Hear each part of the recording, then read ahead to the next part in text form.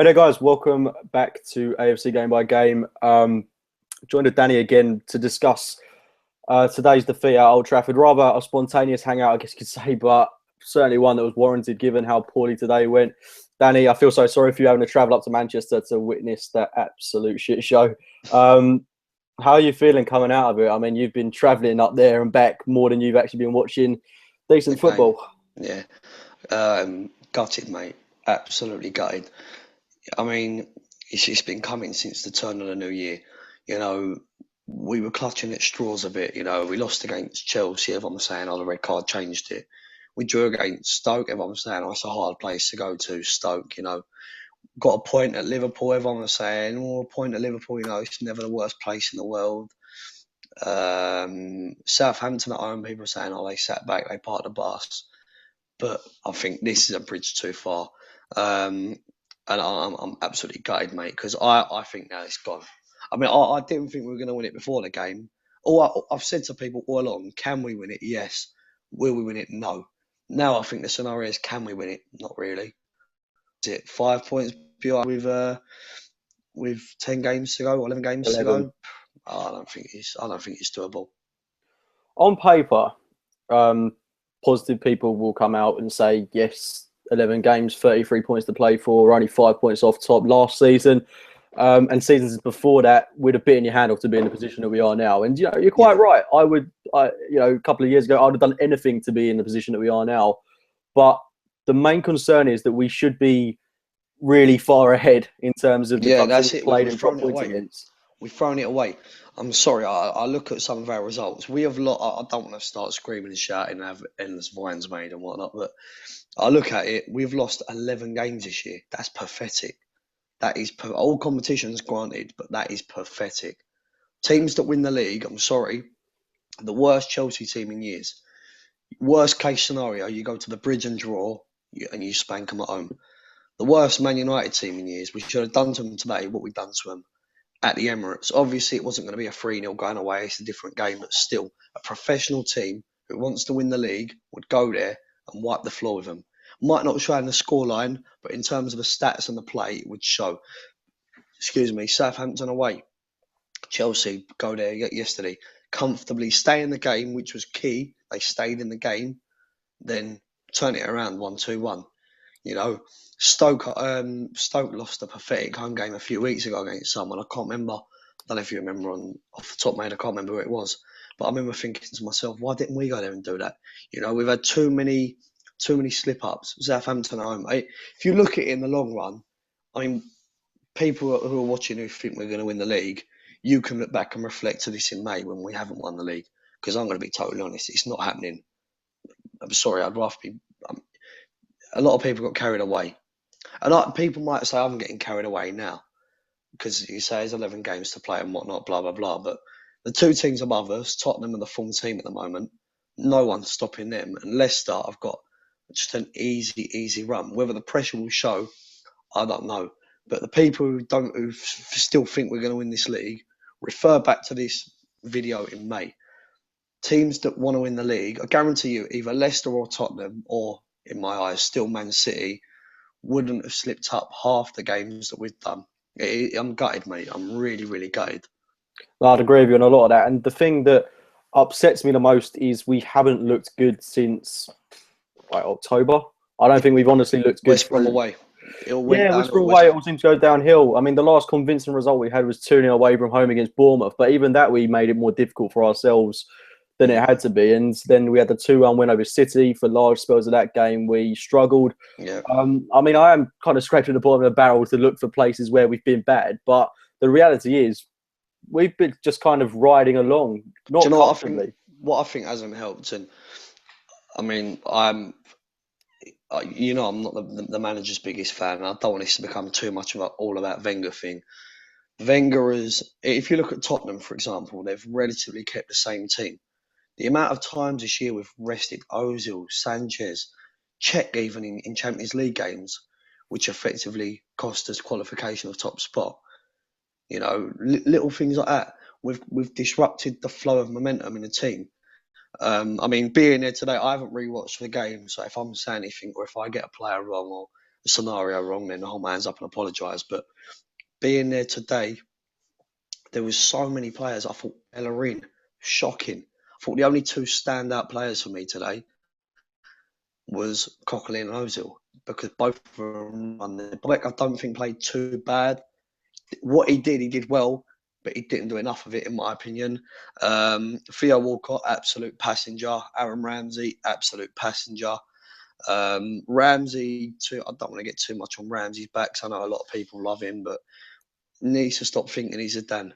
I see it far too often in little games where we're 1-0 up and it doesn't really matter, but he's now started taking that into big I'll games. heavily back you on that point, because the thing with Ramsey is I want to be one of his biggest admirers. I like everything about Ramsey. He's a British player. He's grown up through Arsenal, turned down Manchester United. And he, on his day, I will definitely agree that he's one of the best midfielders in European football. It's just a shame that his day only seems to come around once every 20 games. You can't ignore that season he had, and that's kind of what he's riding on, really. But the past, a year and a half, he's been pretty bang average. He has. I'm not gonna lie. I really want to see the guy do well more than anyone. But for me, and I said it earlier in a tweet, that if Wilshere and Cazorla are fit, the bloke gets nowhere near our team. If you've got a fully fit Santi Cazorla, he ain't in that team. The thing is, I don't know if Wenger will see it that way, because I know he's a huge admirer of Ramsey. Some way he's going to get in the team. But for me, Ramsey's been more prolific on the right-hand side, although he doesn't really enjoy playing there. But as well as that, he can't string two passes together. The only thing that he seems to benefit our team with at the moment is his insane work rate. The fact that he'll run after the ball, but he's like a rabid dog. He doesn't know where he's going. He's just chasing the ball, chasing shadows. That shouldn't be. I said this the other night. Work rate shouldn't. I don't want to sound ignorant here, because obviously I'm talking as a, somebody who likes to see the hardcore player who's going to run their bollocks off and, make the tackle, the 50-50, rather than, the technically gifted player. But work rate should just come with all 11 players. I looked at Barcelona the other night. All 11 players, unbelievable work rate. That stood it out for me. The one thing that gets me with Ramsey is that you'll see a pass on. For example, we're there today. For those who ain't been Old Trafford, you went there last year in the cup. We get the corner bit, the corner flag, the equivalence of being in the family enclosure at the Emirates. That corner flag there, and you've got Bellerin running down the wing in the second half. Ramsey spotted him, because I saw him look up, and he spotted Bellerin, and Bellerin is screaming for the ball, and it took him 6 seconds to make that pass. In the time he made that pass, their number 51. I mean, their team was so shit. I don't even know their names. Don't know the goal scorer's name. Robbins, something. I don't have a clue. Marcus Rashford. Rashford, not Robbins. Rashford, yeah. And their number 51, their fullback, as well as I think it was Herrera, a few others. They all got out to Bellerin in the 5 seconds that Ramsey took to play the pass. In that time, he's trying to do flicks, trying to hold people off the ball. I think to myself, mate, you're not Zidane. Honestly, mate, it really frustrates me, because I see him against, and this is what really does baffle me. I think, do you really want to win it? I'm reading in the paper today on the way up there in the sun. Wenger come out, his words, no paper talk. He said, in the previous title challenge, players were getting tapped up, right? So, I mean, as a good manager, it's your job to get your players focused. I don't think Wenger's in the last 10 years been that great at doing that anyway. Today proves that. But I look at it and I think to myself, there's player power at Arsenal, because without a doubt, when Ozil was going through an absolute shit streak, he shouldn't have been in the team. He should have been dropped. Continue playing him. When Ramsey's still going through a shit streak at Arsenal, but Wenger knows on the back of his mind, if he keeps Ramsey out of the team for 4 games, Ramsey's going to be moaning and whinging, and then Barcelona are going to come in for him. So I think Wenger is, I wouldn't say scared of the players, but scared of the potential stuff that could happen. Where in reality, he should grow a pair of bollocks, replace him with somebody who's quality, win the league, and he'd say to Ramsey, we don't need you. If you want to go to Barcelona, fuck off. We've won the league. We can attract any player in Europe that we want within reason. E.g., when I say that, I mean everyone apart from Messi, Ronaldo, Suarez, Neymar. Because if you won the league, you could probably go out with the right money and buy anyone you wanted to. And then you say to your whingy players like Ramsey, go and buy. What, you want to go Barcelona? Okay, bye-bye. You go there, we'll have Rakitic in return to replace you. Because then you can play that game. Wenger doesn't do it that way. And that is the difference which sets him out. Wenger will always be remembered. People say, oh, he doesn't do that because he has elegance and class. end of the day, Jose Mourinho is the least classy manager you'll ever come across. And Wenger is probably the most classiest. But when it comes to head and when it comes to achievements, Jose Mourinho puts Arsene Wenger on his backside in terms of heads, in terms of achievements, because they've both won the same amount of league titles. Mourinho's won 3 Champions Leagues, Wenger's won none. You know, I think to myself, times like this, when you've had enough, I think to myself, you know, fuck the whole classiness. Get rid of this whole we're a classy club. We do this, we do that. I would rather be a club who is hated like we were in the 90s and the 80s under George Graham, but is successful. I've had enough of the whole nicey nice. I mean, that's what's really It's got under my interesting. skin. I was having this exact same conversation with my mate that I go to the home games with, and we were saying that, you know, it's all well and good having such a good team spirit within the dressing room, all these players tweeting each other and all these Instagram photos like after the Leicester game, all this stuff on social media, which I don't particularly think helps the mentality. No, We were having that exact discussion that you just need someone with a pair of balls like Tony Adams, Patrick Vieira to grab the game by the scruff of the neck and shake them up. I mean, you wouldn't see Tony Adams taking pictures after the game against Leicester. And that was embarrassing. I don't want to make myself look like a mug because, on one hand, you know, they wouldn't have had camera phones then, and it is part of a way of interacting with the fan base nowadays. But it's just the fact that you should be knuckling down. The minute that final whistle has been blown against Leicester, get on to the next game as quickly as possible, focus on that. And, you know, when we've won the league, we can start interacting with that fan. Referring back to it, that's something that annoys me because I look at the Leicester game and do you know what? That's why I'm really annoyed today because I feel like I've been sold a dream in a way. Because I saw how they reacted going into the crowd after Leicester, and I don't think I've ever seen that at the Emirates before. In a position, a last-minute winner to keep us in a title race, going into the fans. The North Bank was potty that day. Probably Mate, it's just embarrassing the euphoria there was that day, and we've gone to United today against a team that are crapper than Leicester, and we've just been giving our asses on a plate. It's embarrassing. It's humiliation. It's typical Arsenal, which I hate. Saying that, I said I don't want to sound like Ty here. It's all about taking your chances. I don't know if it was a clear-cut chance from where I was sitting. It looked clear-cut. Sorry, Monreal goes clean through. Exact same sort of angle he was at last year. To be fair to Monreal, is it a hard chance? Yeah, it wasn't the easiest chance. It was bouncing in front of him. He should have hit it first time, I think, but he's a left back. From where we were, it looked like it was the same scenario as last year. It wasn't. And you got to remember the ball was bouncing. It wasn't on the floor either. So you got to bear that in mind. I'm gutted. I mean, one thing I said to you before we come on here, we touched upon it. Being there today, the Man United fans were laughing at us. The simple reason being, and I said this to you a minute ago, you got to bear in mind these people, they've seen, like the ones that go to the games, they've seen their team for the last 25 years, for about 14 of them, dominate English football. Absolutely dominate. 14 they've won it, or 13 in fact, sorry. And I think the other 12 they've come runners up or third. So they've always been there or thereabouts. The last couple of years, I mean, I've got a good friend who's a Man United fan who goes everywhere. And I met up with him before the game today. And he said to me, he goes, being shit hasn't sunk in yet. And being there today, these people, they've witnessed sides that are good enough and capable of winning the league year after year after year. And they saw Arsenal today go to Old Trafford as a test. And at 2-0 and mainly at 3-1 and at full time as well, they were laughing as if to say, what, you think that's good enough to win you the league? It was as if to say, we've examined you. We've seen this happen. We've seen 20-odd teams. We've judged 20-odd teams that are capable of winning the league. You think that's capable of winning the league? No chance. There was a Man United fan. Obviously, when you're at the ground, there's 75,000 people there cheering and swearing and shouting.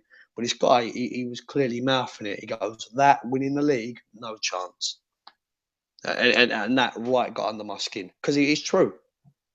It's a sickener, to be honest, because you look at today's team on paper, it's a really exciting team. We should have gone there and won about 3 or 4-0. We were coming up against Blind and Carrick at centre half, which just makes this humiliation all the load more embarrassing. And we should have had a 6 past that defence, to be honest with you. Carrick, when has he ever played centre half? I never remember him playing centre half. Blind's about 4th foot. I mean, we should have had a couple of goals past, a lot more goals against this United side. And one of our main attackers, Walcott, Oh, passenger, mate. Oh, The away end, I don't think it's been a long time since I've seen one away end so angry with one player. And rightly so. I'm sick of him. I'm absolutely sick of the guy because he doesn't even try. He doesn't even try. And the thing is, I know that he's got the quality to do it. I think we all do. It's the exact same. Like the start of the season when we beat United 3-0, start of October, and Yes. he tracked back, Won made the that game. insane challenge on Schweinsteiger, and was involved in practically all of the goals we scored simply because of his work rate. And we mentioned it previously. You know, we love to see work rate, and players that have got the ability to back it up are exceptional. He was class that day. Didn't get himself a goal, but in that striking outlet, the way he tracked back, the way he worked for the team was sensational. He can do Yeah. that every game if he wants to. It's his choice not to. And the fact that he's being paid 140 grand a week and he's touched the ball 16 times today, I'm sorry, but the guy is an absolute joke. I mean, if he wants to merit an Arsenal shot, I don't know what Wenger even what was going through his mind when he put him in the team sheet today is beyond me. And the fact that he could still be at the club beyond summer is an odd thought as well, because I I think think you can say that about one or two, mate, and that no, you goes. could say about 5 or 6. I think there are quite a few players that aren't worth their salt when it really, really, really matters. And Yeah. Walker is definitely one of those players that I believe in the summer, if he doesn't do anything between now and June to convince any Arsenal fan, what is he doing at the club? How is he benefiting us? 16 times he touched the ball today. That's pathetic. In a title-winning team, a team that's trying to win the title. I think there was a few of them like that, though, mate. There was definitely a few of them like that. Excuse me about the phone going off, by the way. No worries. Yeah, I think there was. I mean, I said this to you on the last hangout that we've done. You know, he's been at the club. He's the longest serving outfield player. He should want that league more than anyone else. But sorry to keep going back to the manager. He has been involved and brought up in the second Wenger era, where fourth and third is deemed a success. I was having a massive debate with somebody the other day. They were going, how can you say what Wenger's done isn't a success? Finishing top four, got to a Champions League final. I said, the man has got to one Champions League final. The moment we win the thing, and I'll honestly say this, right? The day we win that thing under Wenger, I'll say, fair enough, he's either getting fourth and third or a success. But as far as I'm concerned, if even if we were getting to the semi-final or the quarter-final, but we're getting humiliated by Europe's elite, and we're getting done in the exact same manner. We've seen the two best teams in Europe, Bayern Munich and Barcelona, and we've seen the greatest respect to Monaco, a very average team beat us in Europe. All at home by 2 clear goals, bear in mind, and they've all beaten us playing the exact style of football. Keep the ball from us as much as you can, but the minute we're on the ball, bang, in our face and hit us on a counter-attack. How did Iron Robin get Chesney sent off? A counter-attack. How did Bayern Munich get their 2 of their 3 goals in the 3-1? Counter-attacks. How did Monaco get their second and third goal last year? Counter-attacks. How did Barcelona get their first goal the other night? Counter-attacks. We're too predictable to play against. It starts with the manager level, because teams can play Arsene Wenger like from the back of their hand, and it goes onto the pitch with the players. I was there today at 2-0, and I remember saying to my mate in the first half, right, not my mate, my dad, who I was sat next to at the time, I said, where's the leader? Where's the character? Coquelin, and it's really got under my skin. Coquelin turned to Walcott and really shouted at him, and Walcott just turned his head away. Then Coquelin done the same thing to Rat. You wouldn't have seen it on the telly, but I mean, may the Lord strike me down if I'm lying, sort of thing. He done the same thing to Ramsey. Ramsey had the same sort of reaction, and then Ozil screamed at, I think it was El Neni in the second half, right after he got booked, and El Neni had the same reaction. Now, No Ozil's one wants to take responsibility. Is the thing you can gauge from that? No one whatsoever. it's worrying, mate, and that's what happens when for a few years now you don't have a stable club captain. Our number one official captain is Arteta, and he never plays. Then a Not couple in the of team. years, then a couple of years back, it was Vermaelen, and he was never in the team. Your club captain has got And to you be can somebody. guarantee, right? You can guarantee Mertesacker, I reckon he'll get an extension, Yeah, and he'll be captain next season. he will, 100%. Your club captain, I'm sorry, from me it's out of 2. It's either Koscielny or Coquelin.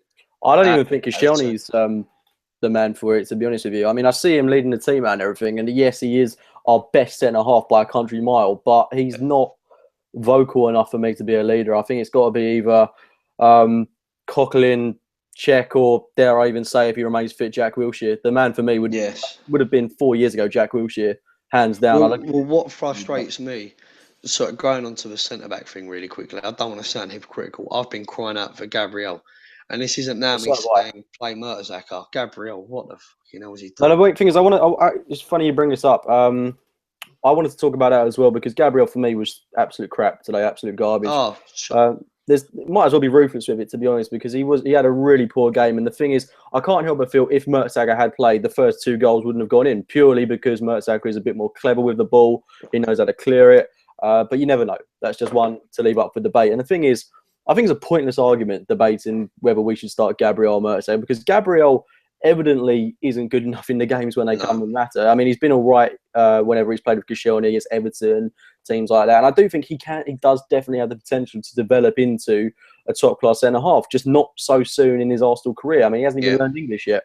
And then you've got Per Mertesacker, whose career is sadly declining. I like the guy, but he is on the decline. That's just due to his age. It happens with footballers. Yeah. I just think we need a top... And let's not forget, Koscielny's 30 as well, so he's not getting any younger. How many years have we got left with him?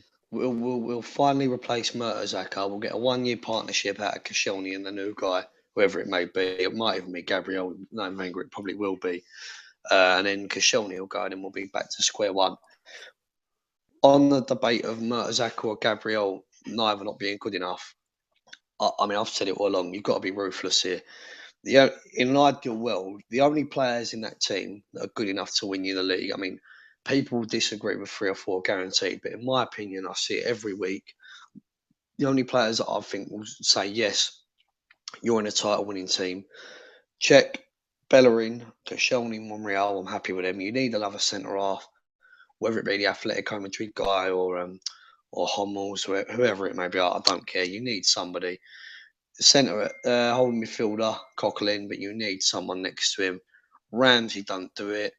For me, it'd be Wilshere every day of the week. You say Wilshere, but you can't. That's what I mean. You can't rely on him. No chance. Bear in mind now. That's what I mean. This is what I mean. We've got to cut out this mentality of if so and so's fit or if so and so's on form.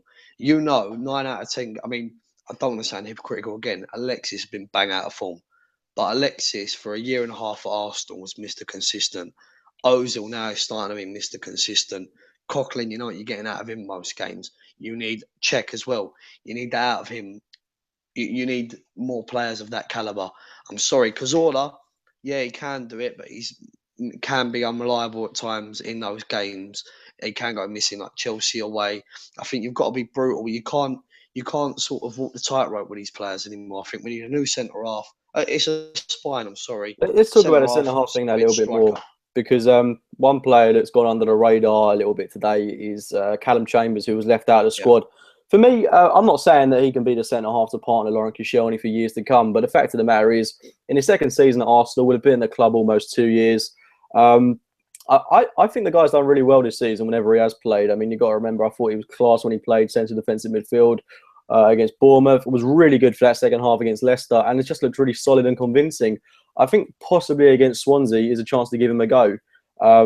He does look like a talent to me. We know that he's got a lot of potential. And what is there to lose when, Mertesacker and Gabriel aren't performing to the standard that you require? So I'd give Chambers a go at some point, maybe against Hull away. I don't think his position is a right back or a defensive midfielder. For me, he's a towering centre half, and that's becoming blatantly obvious. But the defence is obviously an issue. It was one of the strongest assets that we had going into the season, and now it's just looking calamitous. And our midfield today, let's just move up the field a little bit more. Anonymous. Our midfield was anonymous. That third goal that Herrera put away. No one there. Wicked deflection off Koscielny. But where's our midfield? He's just run through the whole midfield. We saw it. Everyone backpedaling. Jan, who was on the hangout the other night before the Barcelona game, so all he was saying, whoever had the ball out wide, he was running the whole way through. And this is before Herrera's even entered my mindset. And he's going, Herrera, who's on Herrera, who's on Herrera? He kept saying it. I said it about 6 times. And the next thing, Bosch cut back. In your mind, who should be on Herrera? And we spoke about him earlier. Coquelin. I think it should be Ramsey. Or Ramsey, one the two. I think I can't really blame Coquelin for sitting deep, because that's kind of what he's employed in the squad to do. The thing that goes back to this, I'm not being funny. We're doing a hangout the other night, right? Basically saying, Ramsey needs to learn that mature role. And then Barcelona at home, he's hyped the pitch and it cost us then. And it's cost us today and it's cost us in the past and it will cost us in the future. It'll probably cost us at Tottenham on Saturday. I don't want to come across too negative, but with the mood I'm in, you've got to be. No, you can't be positive blatantly coming out of honest. today though. We've Yeah. lost to an absolute garbage Man United But the side. thing There's is, no Cookie, getting what I around don't it. get, there's Arsenal fans on Twitter and who are probably watching this now who are probably thinking I'm clueless and shouting at their computer thinking, what's this going on about? But because to those people, the only question that I have for you, please, I mean, I know you leave my Twitter in the bio, please, politely ask me, what justification do you make? What positives can you take out of today's All right, result? let's go on to the positives because albeit today's result was embarrassing, I'm humiliated as an Arsenal fan. 5 points off top. There is still a realistic chance of us doing it, but given the way we've been playing, both at and away from home, got Everton away coming up, Spurs away coming up. I'm dreading that. West Ham away as well. I mean, we've got some tough home games as well, and City away. I mean, 5 points is a lot at this stage in the season, and yeah, it is doable. But given the way we've been playing, we need one hell of a run of form. We need our big players to step up. It's not even about us. Tottenham aren't slipping up. Leicester aren't slipping up. I mean, I said today, right? I mean, I didn't think we could do it all along. But the one thing that I thought could make us do it, I said, if we win at Man United and we win at Tottenham, we'll go on and do it. That's what I said. And it just seems like today is just like boom, back down to square Well, one. the worrying thing is United isn't even our biggest rivalry. Spurs is head and shoulders our biggest. What worries me, Tottenham every single game at the Lane, they are, even at the Emirates, they are up for it, the players, from minute one. And since the turn of the new year, for whatever reason, with the exception of Bournemouth at home, it seems to take us 60 minutes to get going. 60 minutes today, I think we were 3-1 down, weren't we? I didn't look at the time of the goal. Well, this is the thing that annoys me is we go into that second half 2-1 down today, and there's an obvious problem within the team. Walcott, for me, should have been taken off at half time. It doesn't get rectified. 15 minutes it took for him to make that substitution. That's 15 minutes of the game gone. That's 15 minutes Giroud could have been on the pitch and we could have got a goal. And I also want to talk the manager. I want to talk very briefly about the guy that came on to replace Coughlin today, Mohamed El Nene. For me, I mean, I'm not going to criticise the guy. He's had 2 full games in an Arsenal shirt, and he was thrown into very difficult circumstances today. Let's be honest. He does look very ordinary. I say that with all respect to the guy. No, I agree with you. But I mean, going into that game against Swansea, would you be tempted to give him a go instead of Aaron Ramsey? I mean, his passing looks a little bit better. I don't think he's quite got the work rate that maybe Ramsey does, but I mean, we've got to mix it up. Mate, you know what? I'm at a point now where I've just given up with the majority. I mean, I'll still go and I'll still get behind the team and support the team, but I'm just at a stage now where I've fully given up. I look at El Nene or Nene, whatever his name is, and I think to myself, you justify how much we paid. I'm sorry, you've got to be honest. No, the worrying thing is he is another one of those players that you think maybe 5 years down the line he'll be a well beater, but now he's not. Thing is, Cookie, we've been promised, and once again, I'm going back to Wenger and the board here. We've been promised that we're not going to make these signings no more. We've been promised it. We were promised 2 things, that we've done making absolute mediocre shit signings, because Wenger's slyly admitted he had to work with limited resources, in his words. Fair enough, Wenger. I agree with you there. You did. Right, but then you come out and you spend 40 million on Ozil and 35 million on Sanchez. So why go out and do that? Why go out and sign? Because he clearly saw there was a problem. Hence, he bought someone in that position. Why don't you go out and do it in the summer and buy Arturo Vidal for 28 million, who we were linked with throughout June and July? Why don't you go out and buy? I don't know. I know he hasn't been great at United, but it could have been different at us. Schneiderlin. Who I think in the back of his mind, and I hate to say it again, but I do think he is pinning a lot of hope on Jack Wilshere being fit, because you got to look at it in one sense. When everyone's fit in that central midfield role alongside Coughlin, you've got Ramsey, Cazorla, Wilshere, and El Nene. 4 decent options to say the least. I mean, 2 of those kind of bordering on world class. I mean, on his day, Wilshere's world class, and the same goes with Santi Cazorla. And then you've got like 2 fairly solid options in terms of work rate in Ramsey and El Nene. I do think we've got a very robust midfield when everyone's fit, but it's an if and but. And I would love Vidal. but obviously we're not going to get him now. But I would have loved him in the summer because he's exactly what we need. Him and Coughlin in the midfield, that would have been great. The thing that's annoyed me is that we've spent a total, I think, don't quote me to this, but 11 million per check, 5 million on their name. Am I right? Is that the quoted 5.4, figures? something like that.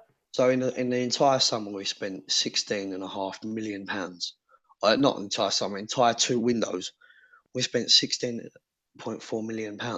That's disgusting. I'm sorry, if we go out, and I heard Paul Merson saying, a lot of people call him ludicrous, but if you haven't spent the money, not ridiculously overpaid, but get Benzema for 65 million. So what? You win the league. Would any of us be sitting here right now if we'd absolutely pissed the league? Benzema had banged in 20 goals at this point on form, because all it is so. I'm sorry, you've got to refer. Everyone forgets about it at times like this, but on deadline day, everybody goes on about it. You've got to refer back to deadline day, or not even deadline day, the whole window. We underperformed in the transfer market. And if you ask me, I knew we weren't winning this league. I could have told you we weren't winning it 100% the minute the January window shut. Because over the course of 2 windows, Arsenal didn't do what they needed to win the league. Arsenal needed, and everyone would have told you it, from Arsenal fans to neutrals to pundits to Tottenham fans to Chelsea fans to Swansea and West Brom fans. They would have all told you Arsenal needed a goalkeeper, which we got, a world-class one, a world-class holding midfielder. One was available for 28 million in Vidal. One was available for 30 million in Schneiderlin. I'd have paid it for both. And we needed a world-class striker. Whether that had been Aubameyang, Higuain, Cavani, whether you rate these guys or not, options were out there. Out of the 3 I mentioned there, I mean, there's probably more you can go on about people like Griezmann and whoever, and Jackson Martinez, who at the time was decent. I've given you 5 options there. I'm sure of the people watching this, of the 5 I've given you, you could probably agree with one. At minimum, bare minimum one. I don't know why we're doing it. We're trying to do it on a shoestring budget. We're trying, basically, what Arsenal have tried to do, they've tried to win the league, forcing it through the eye of a needle, square pegs in round holes. When in reality, we could have just done a massive key, open the door, bang, walk the league. The thing is, I think that relates back to mentality as well. We're not ruthless when we need to be. I mean, No, you're right. no one would make a song and dance about it if Mourinho went out and spent 80 million on a player. Or if he won in the league, no one's going to remember that. He spent 22 million on Ram. Who's the fullback? Who they took Barbara off yesterday? Rahman. Barbara Rahman. 22 million. That's 6. I don't think money matters we spent all in summer in this and day winter. and age of football. What's it even mean anymore? No, it doesn't, mate. You're right. I think it's all well and good talking about signings and that, but I mean, just relating back to today's performance, it's got nothing to do with having a top class striker on the pitch or whatever. It's got the mentality. That squad that went out there today should have won, and it should have won comprehensively. And I don't understand this mentality thing. I understand that it's a breed of players that haven't experienced winning Premier League titles and everything, but there's enough of them that have done it on international and other levels. This is the best chance we've ever got in the past decade to win the league, and the thing is, and we'll ever get. Yeah, if we don't win it now, we're not going to for another 10 years, which is the sad reality. Yeah. This with this squad, best chance we got doing it. Otherwise, this squad won't win a league title. What worries me, mate, is that you've got another 2 years under Wenger. Is it 1 year or 2 years? I think it's 1 after this summer. Right, you've got another 1 year of Wenger. There's talks of him signing another 3-year deal, right? So let's just that shouldn't happen if we don't win the league this season. I mean, I'm not Wenger out by any means, but if we don't win it this season, people said the exact same. People said the exact same after in the build up to the 13-14 season. Granted, we won the cup. People are saying if you don't win the league, you should go. The exact same will happen this year. Let's say hypothetically, and probably as well, because he won't walk away from his contract. He said he's still happy to go on. He's 66 now, right? He'll probably go up to 70. Ferguson went 72, I think. He'll probably do another 4 years, right? In 4 years' time, everyone else would have strengthened. We won't win the league under Wenger in the next 4 years. Then you'll get a new manager in.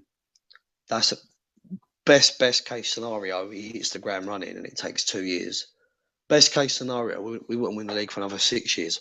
Worst case scenario, we're doing Man United, fuck up with the manager. No, we won't. I don't think we're doing Man United. We got a No, much I don't superior mean squad. drop off. I don't mean drop off in terms of success wise. I mean sacking managers and bringing managers in Oh, yeah, I and wouldn't make want wrong that. I wouldn't want appointments. that That at I all. mean, yeah, I didn't mean in terms of how much we've dropped because I don't think we can get much worse. Without sounding too arrogant, I don't think any half decent manager, because we would get a half decent manager, whether he's Simeone or Ancelotti or whether it's somebody not of that caliber. With the team we've got, with the resources we've got, with the evident £200 million in the bank, in my opinion, there's many, many managers that could do a better job. Somebody goes to me, who could do a better job than Wenger? Many managers. Ancelotti's available. I would have him in a heartbeat. Simeone is telling me we couldn't lure him away from Atletico. Yeah, he's been there all his life, whatnot. Talk to him, say, come on, have a challenge. Come to England. Everyone else has come to England. Come to England, have a challenge. Based in London. We're not based in some pisso up north somewhere. Based in the capital. Third biggest team in England. 200 million in the bank. New ground. At least 3 world-class players in the team that everyone can agree on in Sanchez, Ozil and Czech. You know, when people say, this is what puts me off. People say, you'll get a lot of Arsenal fans who love Wenger now spend all day on Twitter now argue with Man United and Liverpool and Chelsea fans saying we're a bigger team than you, right? I disagree with Man United and Liverpool, but Chelsea, they'll say we're a bigger team than you. But then when it comes to defending Wenger and perhaps going out and looking at a new manager, they'll say, oh, we're not a bigger club. We're not enough bigger club for him to come. I think to myself, you're arguing with people on Twitter saying we're this massive club. We've proven we are with the signings of Czech, Ozil, and Sanchez. So why no manager would want to come? Also, as well, knowing that we're a consistent top 4 club, to win this league title, in my opinion, isn't that hard. Pochettino has been at Tottenham for his second year now. He knows how his team play, and the team want to get behind him. Ranieri's been at Leicester for 7, 8 months. Wenger's been there. He has had so many crops of players, and for whatever reason, since we've moved to that new ground, yes, we've had the hindrance of having debt on our back, but it seems like, and this is what I fear and I think's happened, Arsene Wenger gets the piss taken out of him too much by too many other clubs. And the players know about it. They see it in the media. Well, you hear today, United fans calling him a paedophile. Yeah, it happens. And the thing is, the players really think, hang on, he's getting laughed at here. He can't be that great. Where Mourinho, someone like Mourinho, we'll sing F off Mourinho, but then he'll come back and he points, it's muggy and it gets under our skin, but then he points to the champions gold sleeve patch, you know. It's something sarky you can give back. Where Wenger, I think to myself, what can you say back to them? What can you say back? And it reflects out on the pitch, unfortunately. And the thing is, I remember 2011 really well. 2011, going to games, travelling up north to away games, you're reading, this is the best, hungriest team I've seen in years. And he was referring back to 08, saying he'd rather injury fucked our season, basically. And then 5 years later on, I'm reading back and he's regarding 2010, 2011, saying, oh, the players weren't mentally right. And I'm thinking, hang on, you've blatantly lied to us because at that moment in time, you were telling us it's the best crop of players you've had since the Invincibles. Quote it, look it up. He said it. He said it's the best team he's had, crop of players in terms of spirit and whatnot, since the Invincibles. And in another 4 years' time, probably when Ozil's fucked off and when Sanchez is gone and when Czech's retired and Koscielny's retired, and we'd have a new batch of players in, he'd refer back to this team saying the exact same thing or making excuses. I'm sick and tired of them, man. I'm sick and tired of the people that run the club because I feel like every single week, people like me and you that go, whether it be home games or home and away in Europe, we get shat on. I'm sorry, we do. We get laughed at. You get people on Twitter who mug off Arsenal fans, but I look at them and I think to myself, like people with accounts dedicated to Mesut Ozil, I think to myself, hang, you probably don't go to games. Like, I'm not saying you have to go to games to be, a hardcore, but I think to myself, like, do you actually care that much? Do you put in the time, the dedication, the effort out of your day? And then people can say, yeah, well, that's your choice. But that's right, it's my choice, it's my team. Me and you, we pay good money, we both work to go to games. It's our hard-earned money. We want to go. We want to support our team, and that's what really annoys me. I don't feel, since I've been going consistently now since the Emirates has really opened, because I got taken to Highbury with my dad, but since I've independently gone as we've got older with mates, I don't feel like I don't know. I don't feel like I'm getting my money's worth, and I feel like I'm getting mugged off. I would. More weeks more than not, to be honest. I mean, I would agree with you with a lot of what you said there. I mean, it is difficult when I don't really think about the money, to be honest. Like when I've got my ticket, it kind of just I forget about it. But Yeah, no, I when you suppose think you're it, right. put it into perspective, I mean, you look at games that we've thrown away this season. I mean, I've been quite fortunate in the away games that I've been to that we've actually played fairly decent. And in a way, I do feel quite lucky and privileged that I was at the only time we've won at United last season. That was a great night. But I'm going to Hull next week, which I'm hoping we play better football by that point. And let's get on to the game on Wednesday against Swansea. I'm assuming you'll be at that game, yeah? Yeah, I'll be there. I mean, what would you change up? Because I don't think we can go into that game with the same 11 that started today. We've got to make some changes. We've got to prove points. You've got to. Well, all of a sudden, I mean, we're at a time in the season now where people are saying the main worry was let's have everyone back fit. And with the exception of probably Cazorla and Wilshere, everybody has been back fit. However, Sanchez is a different man. He is bang out of form. Giroud now hasn't scored in, 9 games? Is it 8 or 9 games? 8 now, I think. So when he come on, somebody said it was 8. So I think that might have been his. Don't hold me to it. I think Might be his ninth, I don't know. yeah, it's either 8 or 9 games he hasn't scored. You see what I mean, Cookie? You're going for the league, and Giroud, your main striker hasn't scored in 8 games. But you're asking me what I'll change up. I'm sorry to keep going back to it. Due to our, stubbornness in the transfer market, unfortunately, mate, we're not in a position where we can change up. We're saying El Neni doesn't look the part, and to be honest, he doesn't look anything above the price we paid for him. So you drop him. It's either him or Ramsey. Both look very average at the minute. But you've got to play one of the two, right? You're saying, play Chambers at centre half. And yeah, Chambers has looked promising at centre half. But I've also seen him get tore to pieces at centre half and look embarrassing. So that's a gamble you're taking there. You're saying, well, people could argue play Welbeck out wide. And what Welbeck done well today with when he had the opportunity to, but he didn't get involved enough. And then you can't exactly drop Alexis because of like what I said earlier. I feel there's player power. Alexis will have a strop if he don't play. That's what got him injured. Wenger was scared to rest him. So Wenger asked his own player if he was ready to play. Any player in world football is going to say yes, professional footballer, because they're hungry. Especially someone like him who's a bit of a nutter, just always wants to play. He'd keep running around if you're 10-0 down, which you love to see. But that's where a manager's got to come into things. Why the life of me, Joel Campbell didn't come on today is absolutely beyond me. Why he brought on El Neni again it's twice he's done it now. He done it with Flamini in the week, and he did it with El Neni today. He's made 2 like-for-like changes at holding mid. Go out, put pressure on them. What annoyed me, the only time Arsenal put a bit of pressure on Man United today was when we were 2 goals down. And then what really done it, and this is a point I will even it out a bit. Right after we make it 2-1, I mean, it might have. I don't know what minute the Welbeck goal was in, but at the game it goes quick, and it felt like the ref blew for the straight away for half time.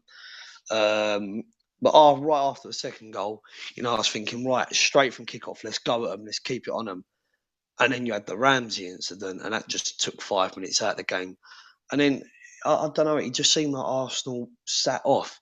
Not like we're saying, for a team that's going for the league, for a team that hasn't won the league in 12 years, and with the greatest respect, has got 2 good, but if you put them next to Bayern Munich, Barcelona, PSG, Real Madrid, Atletico Madrid, Juventus, Napoli, Dortmund even, Dortmund v Tottenham will be a very interesting game because I think Dortmund will ruin them.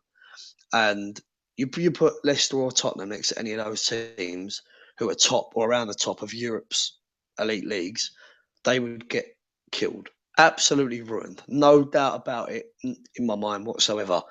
And I think to myself, this is we keep saying it, it's such a fantastic opportunity. Now, If you say to me, I said all along we weren't going to win the league, but I always said we can do it. I just said we wouldn't do it. Now I think 5 points is too big because now we're depending on other teams.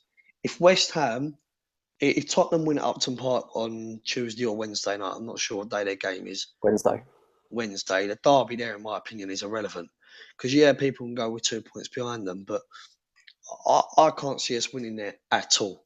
Well, I can't see us winning at Spurs. Not if we play the way we did today. The only way that we Oh, I know we will turn up exactly the same as what we did today. I don't know if we will turn up. Like, I'm worried about Spurs. I really am worried that we could, get humbled. I hate to say that. I want us to go to Spurs and I want us to really do them in, but I don't see it happening. I really don't. And the worrying thing I said, I've been saying to a lot of people. Sorry to interrupt. I've been saying to a lot of people, 7 points from the 3 games starting today. Win at Man United, win at Swansea, draw at Tottenham. I've been saying to a lot of people, I'll be pleased with a point at Tottenham. Now we've got ourselves in a position where we can't afford to draw at Tottenham. And this doesn't just come from today's game. It comes from Stoke away, Southampton home and away, Chelsea away, Chelsea at home. So that little dodgy run we had around Christmas and New Year time. Well, that run's continuing. Mate, we have thrown it away. We were 5 points clear at the top of this league. I think it's 4 or 5 points, walking it. And we went into a run of dodgy fixtures, but I'm sorry, a team that wants to win the league goes to Anfield and wins. A team that wants to win the league would have wiped the floor with this current Chelsea team.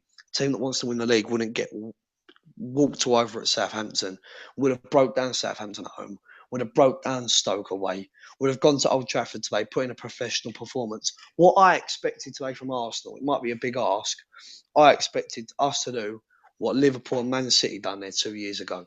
The teams that come first and second in the league that year, Man City won it, Liverpool probably should have won it. Both went there, professional display, wiped the floor with them, showed bottle, showed character, 3-0, game over. That's what I expected from Arsenal today. It just shows the golfing class, really. I agree. Golfing mentality. I mean, even Liverpool, when they went through that spell where they could have won the league. I mean, even though they did bottle it in the end, the way they, for large spells of that season did show they had their head in the right place. That players like Gerrard that make the difference at times, like leaders that will step up. We've got no one like that. No one at the moment, apart from Cech and maybe Jack Wilshere if he ever gets fit. But I mean, it is worrying. I think today just got to be a write-off. But saying that, mate, we've had too many. Yeah, I mean, we've had too many. I'm not denying it. This is I think it's one write-off too many. I think today you've got to knock it on the head. You've got to knock it on the head. Well, if I'm being honest with you, I've got no hope that because I've seen it all before. Any realistic Arsenal fan would say, it's not going to happen. I don't think it's going to happen. I think we've really blown it. And I was sat there on my sofa today with my head in my hands for about 3 minutes, just trying to sink it in. It's just like the prospect of knowing that we're not going to get a better chance of winning it. And it's not. I feel like if it doesn't happen this season, it's never going to happen under Wenger again. And it could be 10 years before we do it again, which is like the saddest part about this all. Possibly the best 11 in the Premier League this season when everyone's fit, and just no one with any mental courage, strength, determination that will take it to them. Sorry, I just wanted to touch on a point you said there about the best 11, right? I disagree. I think if Man City and Chelsea and Liverpool and United were guns going all at it, which they really should be, I think this team would struggle to get in the top 4. Only reason we are where we are is for a good run of form at the start of the season and everyone else being shit. It's a very valid point. Last year we finished, I think it was 12 points off Chelsea won the league. And then we go out. We finish a team that finishes, because Chelsea last year were very, very, very, very good. And I wanted to be at that standard this year. And a team that comes 12 points, I think I've got 14 flying around in my head, but I'll say 12 for argument's sake. A team that finishes 12 points off the team that won the league, to then go out and spend, I'm sorry to keep going back to it, but you've got to spend 16 million over the course of 2 transfer windows is a disgust. It's disgusting. It's a disgrace. If you finish 12 points off of the league, because we didn't challenge for it last year, in my opinion, at all, we needed to go out and have a big squad, redevelopment. We should have outed players like Arteta, Mertesacker, Flamini, all that lot. Bang, bye. Sorry, you've got to be ruthless. You've got to say to Chamberlain and Walcott in the summer, you haven't pulled your socks up. Bye. You got to say to Giroud, with the greatest respect, it's coming in. And I don't want to slag him off. I would keep him as a backup striker, but that's all he is, in my opinion. We're depending too much on this guy, and I'm sorry. I know you're a big fan of him. I don't want to slag him off too much because I do like the guy's work rate, but it sums it up. Giroud is a prime example of what we're trying to do. We're trying to achieve great things with limited resources. That is it at the end of the day. You're not going to knock out Barcelona, who have a front three of Messi, Suarez, Neymar, when our front one, because we only play one up front, is Giroud. Sorry, you're not going to do it at all. Whereas if we go out and we get Benzema or Higuain or Cavani or Aubameyang or Griezmann, they're the 5 names I'll throw at you. It gives you a much better chance to do it. And I don't know, mate. Yeah, I've really, really, really had enough because a lot of people go, you're negative, and obviously I might be overreacting where I've just got back, but I don't know, mate. I just feel like I've seen it. We're 17, 18 or 18 and 19, and from growing up, I've just seen it far too often. 07, 08, I saw it. 09, 10, I saw it. 10, 11, I've seen it. 13, 14, I've seen it. And now this year, the 5th time I've seen it, it gets boring. And I wouldn't mind it. Yeah, don't get me wrong. Certain things come up, injuries or suspensions or bad decisions or bad luck even. I'll go that far. It might sound petty, but bad luck even. But at the end of the day, we refer back to it. Players didn't have the bottle. Players didn't have the character. Manager didn't have the bottle. Manager couldn't motivate the players. Lack of investment in the summer. It all comes down to the same things over and over and over again. Time and time again. And what really baffles me is the people, e.g. the manager, certain players and the board are allowed to get away with it. And what baffles me even more is that people justify it.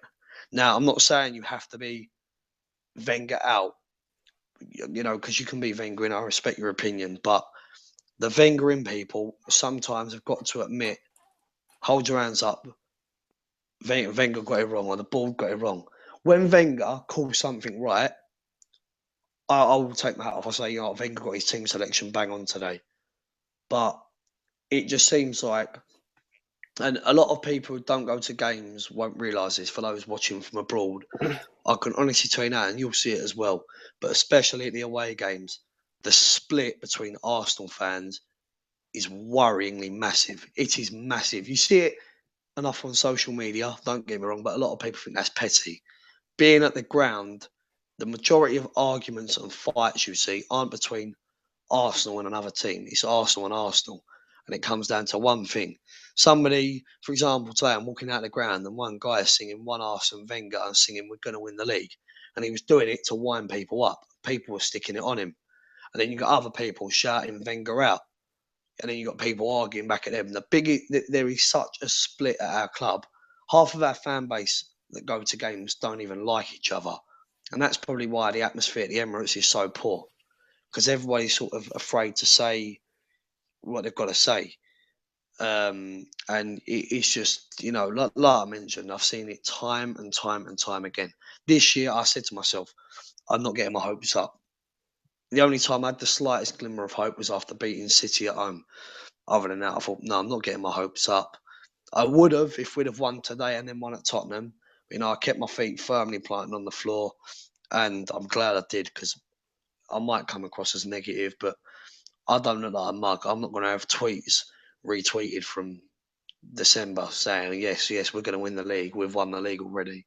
No, I think you'd have to be a very naive breed of Arsenal fan if you had to say back then that we'd won the league. But a lot of people did. Yeah, I know. I don't think social media helps in these circumstances. But anyway, disaster of a day, to be honest with you. But on that note, I think we'll wrap it up. It's just gone 11 o'clock, obviously. You've got to be up for work in the morning, got to be up myself, and everyone that's tuned in tonight. I'm sure you've got to be up as well. So thanks to everyone that's tuned in. My thanks to Danny, of course, for coming on. Pleasure. I'm sure we'll get another one done before the Spurs game, because that'll be a tasty one to talk about. But yeah, thanks to everyone that's watched tonight. Again, thanks to Danny. Please do drop a like on this video if you have enjoyed it. Subscribe to the channel, and as always, speak to you very soon.